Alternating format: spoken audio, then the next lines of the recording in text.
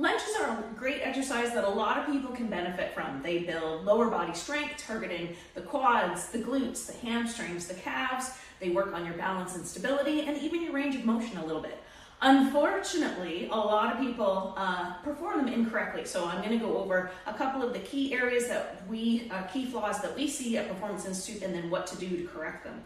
Number one flaw that we see would be knees collapsing inward. So that front knee collapsing inward, looking a little bit like Bambi, and working on stability. So that's one flaw that we see. Another flaw that we might see, maybe the knees are in good position, but just really small range of motion, not really working very, very deep. And then the other issue is more of a pain, literally a pain in the knee. People get knee pain and they're not sure if they want to incorporate lunges, but how to address it. So let's go through what we would do in each. So if you know that your knee is constantly collapsing inwards, a little drill that you can do is to take a yoga block and you place it up against a wall, not a pole, but a wall. I'm just doing this for space-wise. And you're gonna keep your knee driving into that wall. Initially, what you might do is to start a client off with isometrics as they get used to the feeling of having that knee driving into that wall. A little drill that you can do is what we would call a bow and arrow drill. So we're working on a little bit of range of motion here. So even as the body twists, the client needs to keep the knee driving into the wall or the pole.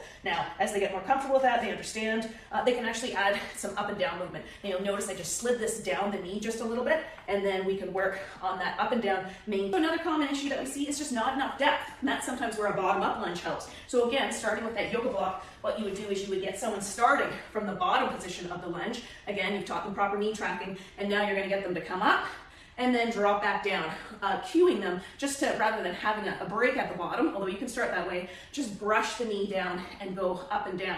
Then as the client gets more confident and increases flexibility, you go with a less high object, but still something nice and soft so that they have that confidence to drop down. Some clients are a little nervous about how that feels on their knee. And if you don't have something fancy like this, again, you can just use a good old flip-flop. Just make sure it's positioned so that it hits where the client would be dropped right down, and then they can do that bottom.